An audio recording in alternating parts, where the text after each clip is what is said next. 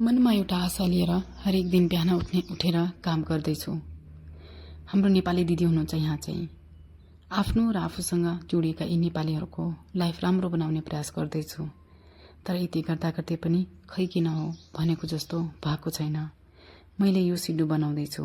यो हो हाम्रो हिमाचलको ट्रेडिसनल डिस।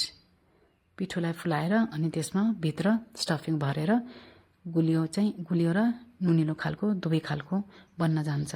अनि यसलाई चाहिँ स्टिम गर्नुपर्छ हामीले। मान्छेले के भन्लान् भन्ने परवाह नगरिकन मैले काम गरेको छु र हरेक केटीलाई भन्न चाहन्छु कि केही न केही सिप चाहिँ हामीले सिकेकै हुनुपर्छ। सिपालु भयो भने भोकै चाहिँ हामी मर्दैनौँ।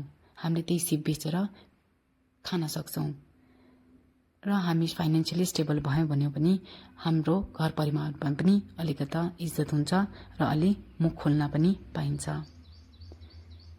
हेरौँ मेरो यो जिन्दगीमा भनेको जस्तो कहिले हुन्छ।